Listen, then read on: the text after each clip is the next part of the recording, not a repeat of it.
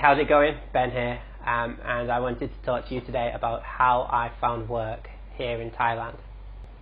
I found my first job in Thailand at around 2 a.m. That was following a nightmare shift working behind the bar of a local pub.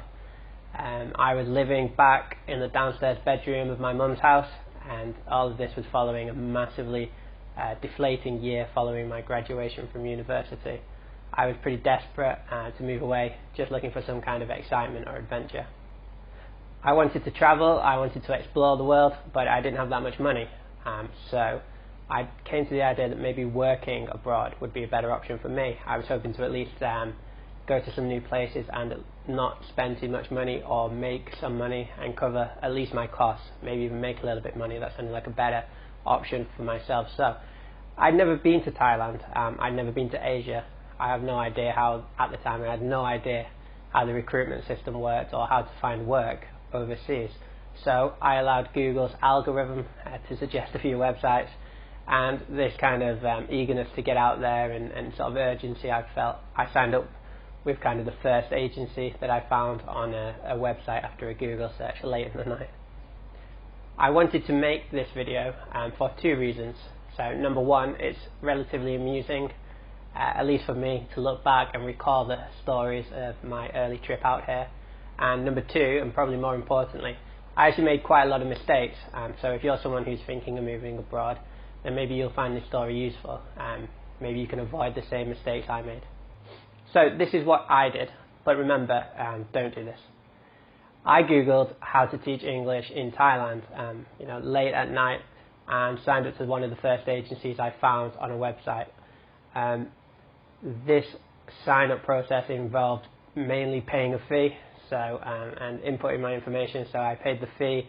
The fee covered the TEFL training course, so I had to complete a TEFL course that was included in the fee. The fee also included a week-long induction in Bangkok that I would do once I arrived in Thailand. So that covered the hotel costs and the food costs for this induction week, and a couple of trips that they had planned out for us. That fee was pretty high, to be honest, looking back with the knowledge I have now, but looking back with hindsight is 20/20, as they say. And that's one of the reasons why I'm sharing this video, because maybe I can save you a little bit of money and give you a few better options, potentially.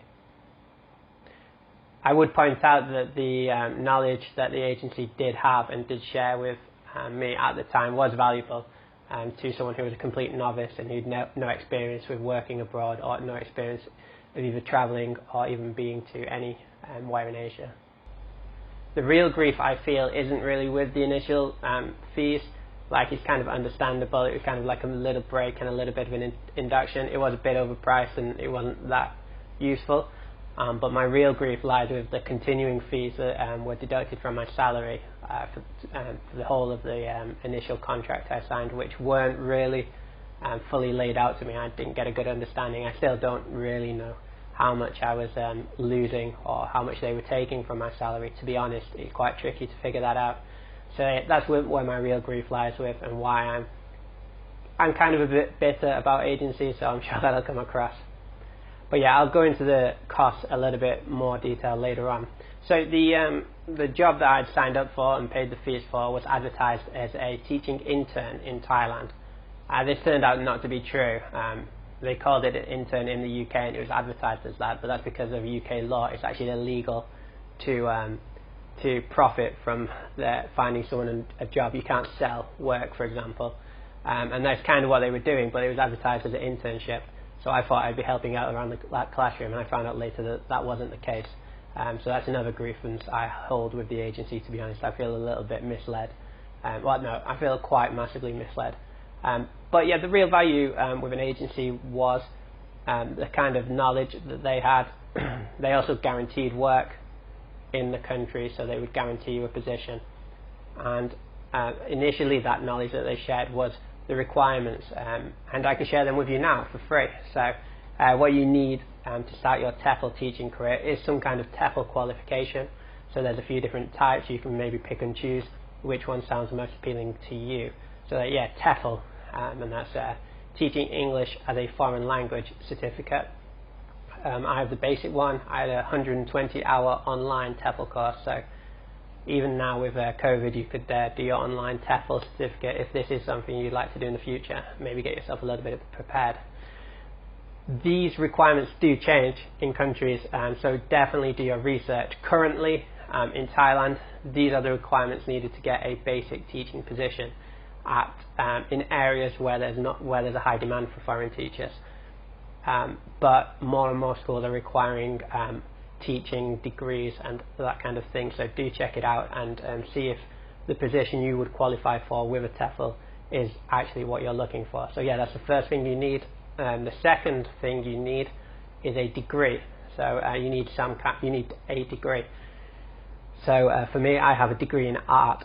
So yeah, maybe that's a little bit obscure as I've wound up teaching English or teaching science in some cases on English programs. But yeah, you just need a degree to prove you have a certain level of English capability, I guess. And the third thing you will need before you move out here is a police background check. So you need the police background check before you come. You need to do that in the UK.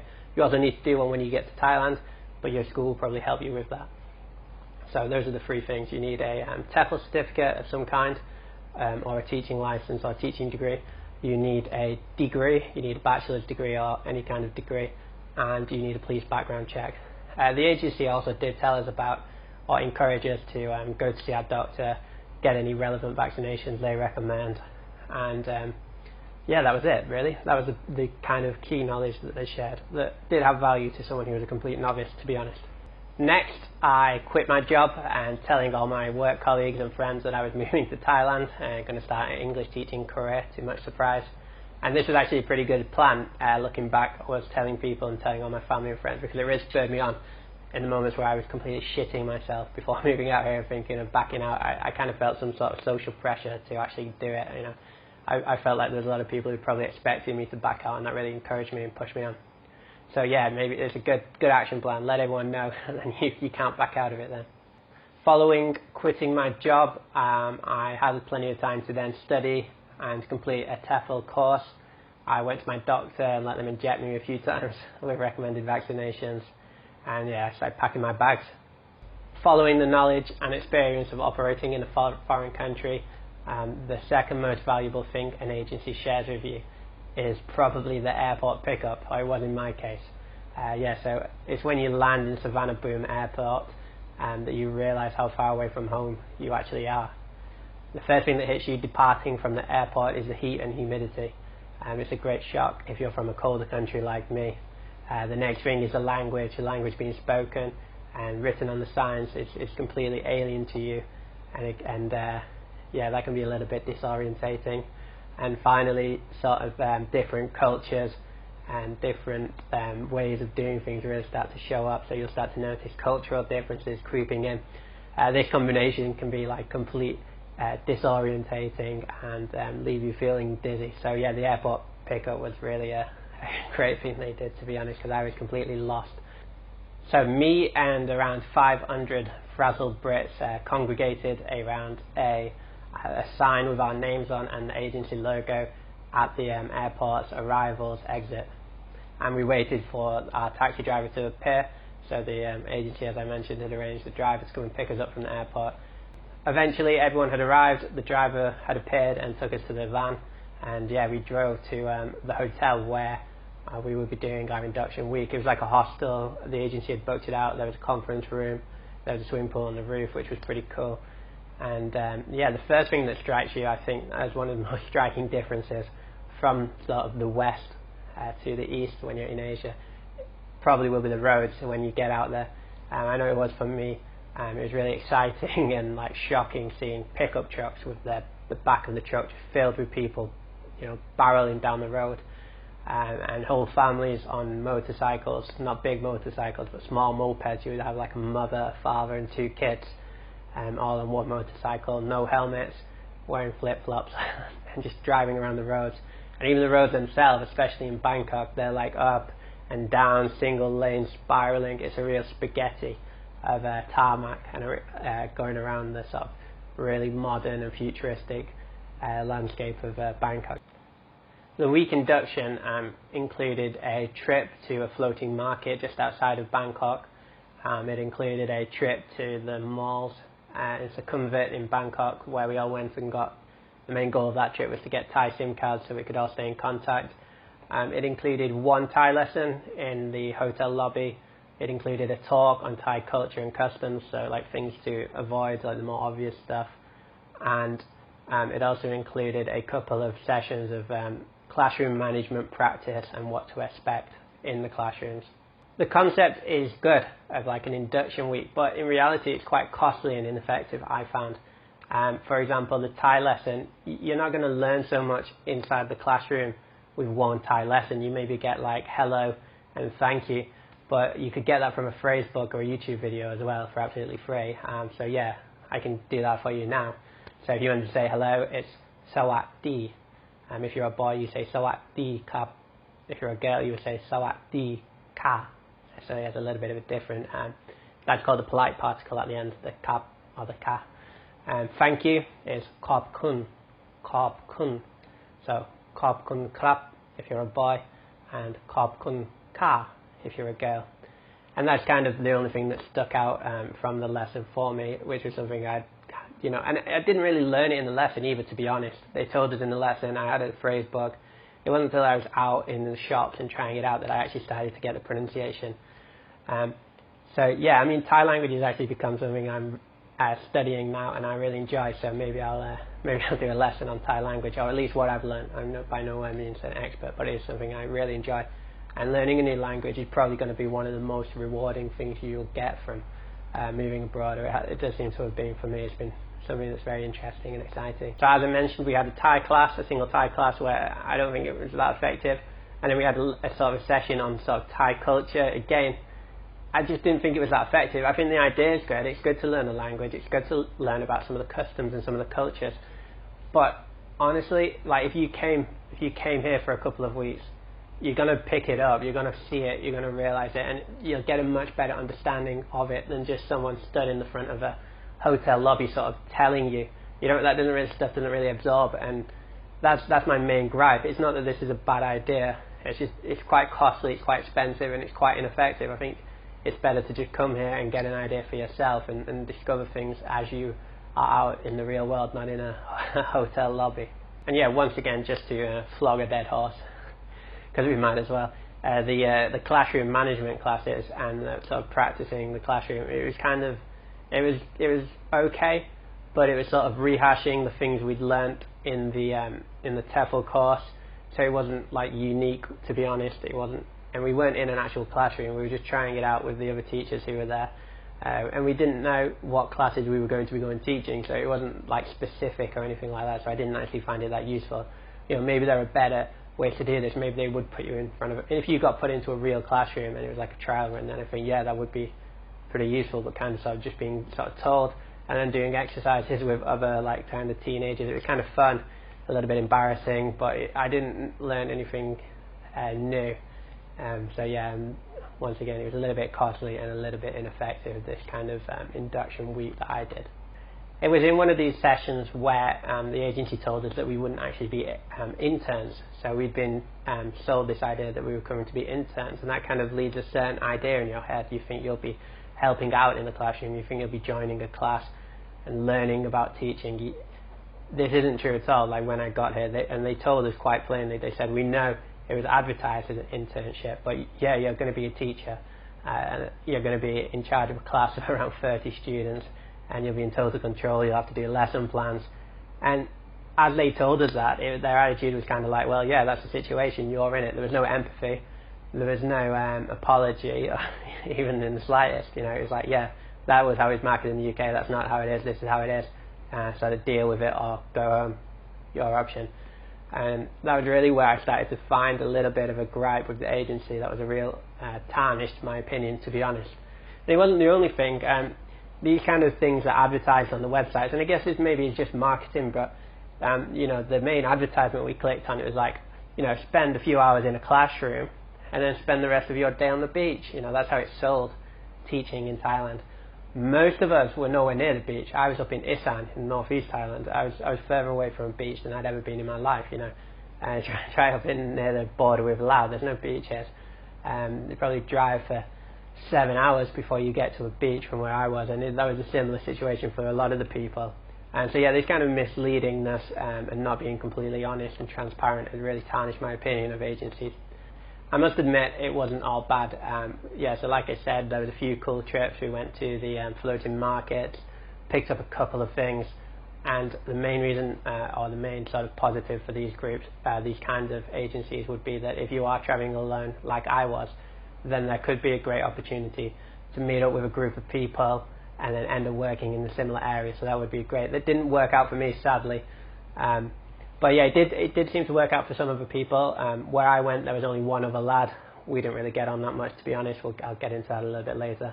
But yeah, I did see some groups who formed close bonds in this induction week, and then were lucky enough to be quite relatively closely located on their teaching career. So yeah, that worked out well for some of those. And I mean, I made some good friends as well. It's just sad that we got scattered across the country following the induction week after building up a connection. But yeah, like I said, we were in this hostel. There's a pool on the roof. It was a lot of fun. Where I'd been placed was around 4 hours northeast of Bangkok, in an area called Korat. It's the Nakhon Ratchasima province of Thailand. And I was going with one of a lad. There was one of a lad from my group going to the same school and same city. Sadly, we didn't really click. I mean, it's unfortunate. He seemed to be dealing with a few things.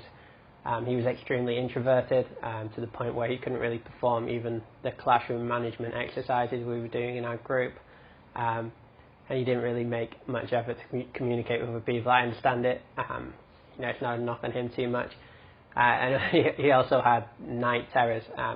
So I was sharing a dorm with him and someone else, and another couple of lads who I really got on with. Sadly, they both went to very different areas.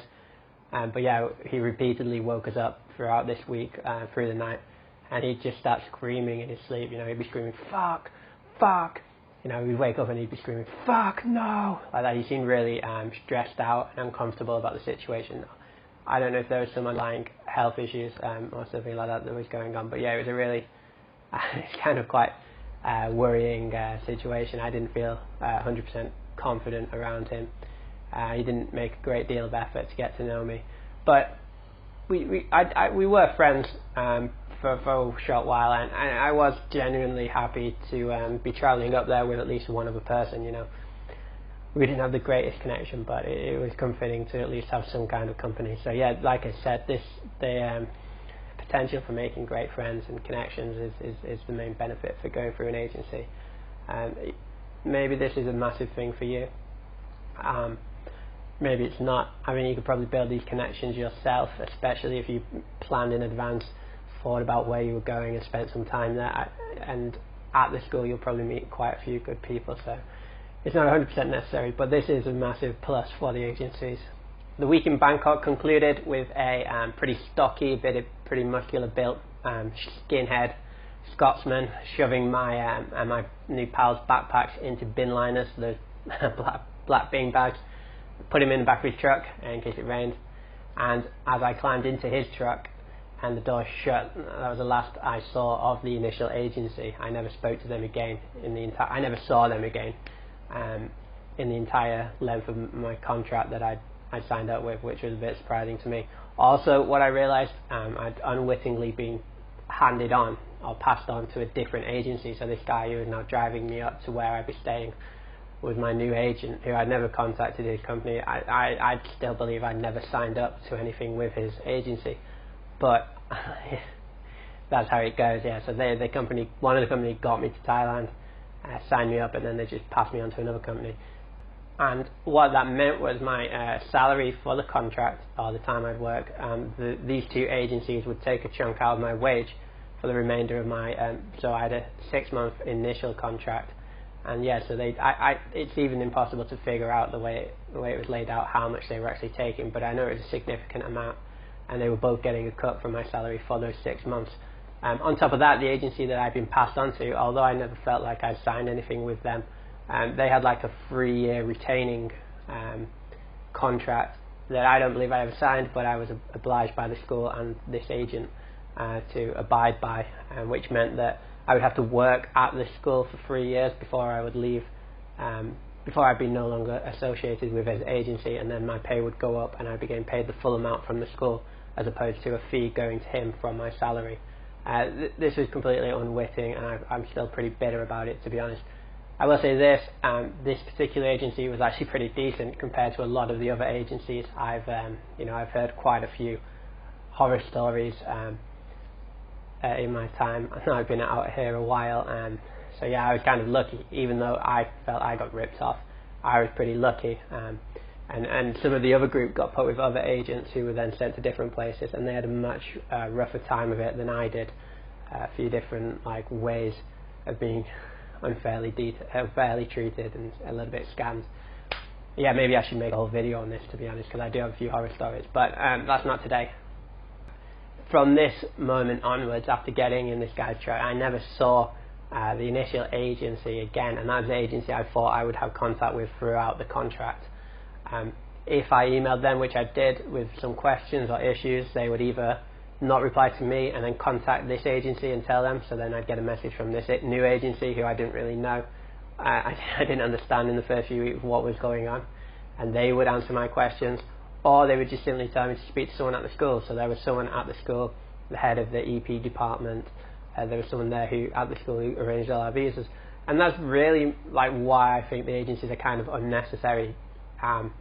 Because at your school there'll be an EP department, there'll be someone there who's the head of the EP, there'll be someone there who checks and makes sure that all your documents are in order for your visa program, and that the EP program is staffed. So then you have this kind of thing where if you message your agency with issues, they just tell you to speak to the department, because they don't know the inner workings of the schools. They're in contact with a handful of schools.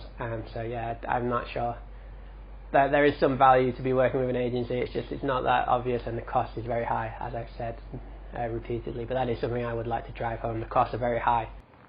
Back to the pickup truck. So yeah, as I mentioned, we were driving 4 hours northeast of Bangkok to a region just not even mentioned in my Lonely Hearts planet, not Lonely Hearts, something else completely. My Lonely Planets guide to Thailand did not have anything on this region where I was going to, and I mean the entire part of the country is just left out. It's a blank spot on the Lonely Planets map, or it was when I went there. I mean, there may be a little bit now, I'm not sure. On the way, the lad next to me, the guy with the night terrors, stared at his feet pretty much the entire time. The driver, this kind of aggressive Scotsman, was speaking in a semi-threatening way, making little threats he was trying to prove, it was a bit of bravado, he was trying to prove he was top dog, he was the most comfortable in this environment, obviously. I mean, it wasn't difficult to prove that you're top dog. We're talking about a guy who was clearly struggling with something. Maybe it was triggered by this move, I don't know, I never spoke to him about it, to be honest. I didn't get to know him that well. And me, at the time, and still now, skinny art graduate, so yeah, well done, he made himself top dog in that environment. It wasn't that difficult.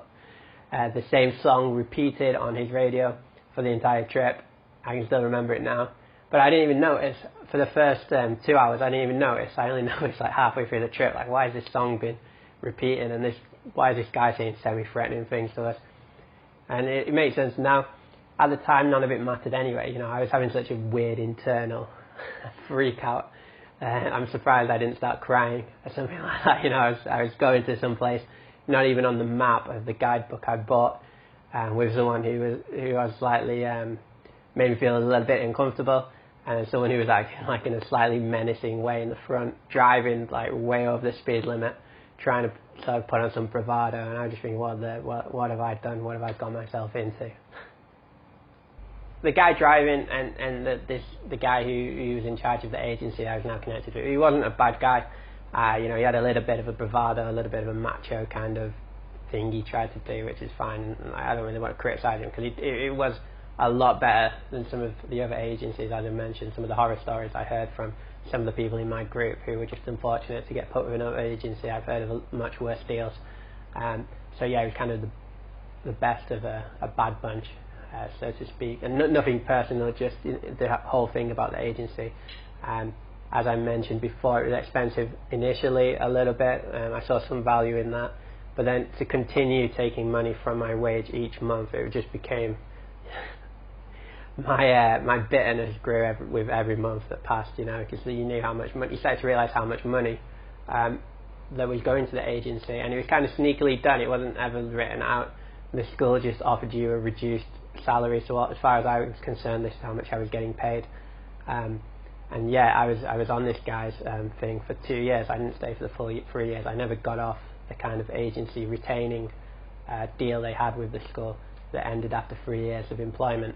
But that's quite a long time, so that's 3 years paying every month. And you'd see this guy like twice a year. He'd come up to observe your lessons, and he wouldn't give you that much information. It wasn't that helpful, to be honest. Any problems you had normally would get resolved within the English program and teachers and head teachers.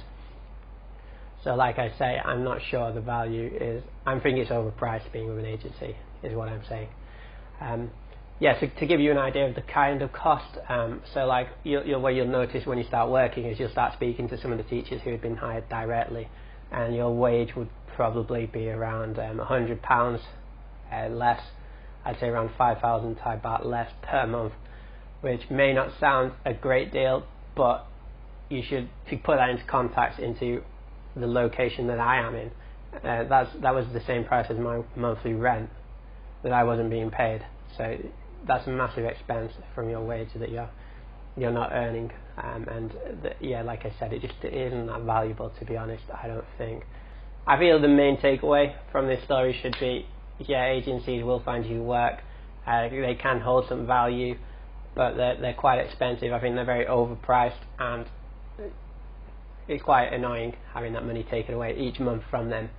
So some alternatives for you, how I would go about finding work, and specifically teaching work in Thailand, is so there's a website called ajan.com, and yeah, there's lots of teaching positions posted on that, and you can apply direct to the school. There are agencies who post there, I think, so be careful. I mean, some agencies are decent, so as long as they're paying you enough that you're happy, then it's fine.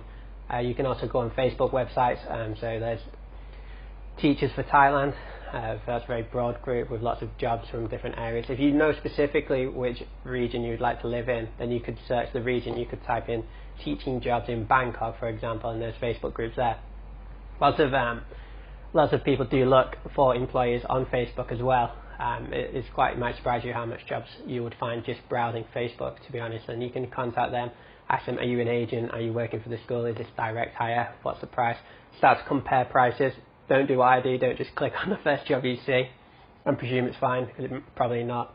But yeah, I'd actually recommend moving out here. I know, like, we're talking about travel and everything in the COVID kind of situation at the minute, so it's not really feasible now. But yeah, start to make plans, start to think about where you'd like to live. You know, do you want to live in a big city? Do you want to live near the beach? Or do you want to live in the mountains? There's lots of different, sort of very different regions of Thailand with very different kind of, what would be the word, biomes, I guess, maybe. So you could get near tropical islands and beaches in the south. You get the big cities in the middle with like Bangkok, Pattaya and those kind of regions. If you go north, if you go to the north, to the top part of town, you've got Chiang Mai, Chiang Rai, right up in the mountains, very popular cities, beautiful scenery, and no beaches there. Or you could go somewhere like more rural, like I did in the northeast. I was actually in a big city in the northeast, in the Isan region, but it was very remote, and there wasn't the level of English. It was probably more authentic experience, to be honest, because you're really out there, and it was a lot of fun. I loved it there. So yeah, those would be that would be my advice to you. So maybe try and avoid the agencies, try and get a direct hire, and really plan about where you're going to go, and try and spend some time there. That's how you can immerse yourself and learn the cultural norms of a place, is to go there, experience it yourself, take a few language classes, maybe to book a course. If you're certain on the area you can go, you can get some pretty good classes online. You could find a tutor and do that for an hour a week in the build up to moving out there. So yeah, that would be more of what I would recommend. So we get to the city where I go, and the guy drops us off at the condo where I'll be living. Where I end up living there for the next 2.5 years, actually. And fortunately, I was introduced to one of the other teachers who already worked at the school. And the agent left some money with him, and he took us for food, and that turned out to be a really positive thing. Although I didn't retain any friends from the initial group of people who I met when I flew out there. I did become really good mates. I kind of latched onto this guy, and we're still good mates today. And we have a podcast. It's called the Strange Land Podcast. So if you're looking for a more longer format kind of conversation, then please check it out. I'm going to try and link it at the end of this video if I can. There's only one so far, but we're planning on doing more. And yeah, that'd be really cool. So I hope you found this video useful. Perhaps you're looking for work abroad or starting to think about maybe weighing it up as an option. So please bear in mind what I laid out. Thanks for watching. I greatly appreciate it. Please like this video if you found it useful, if you think you learned something or you found it valuable. I'd love that. Please subscribe if you want to learn more. I plan to detail more my experiences and what I would recommend and what I wouldn't recommend, more specifically, I guess. So yeah, subscribe if you want to learn more about my experience living abroad. And comment in the section below if you have any experience with agencies, if you've worked abroad. What would you recommend? Do you agree with me? Do you think agencies are more valuable than I kind of laid out today? But yeah, as I said, thanks a lot for listening, and see you next time. Goodbye.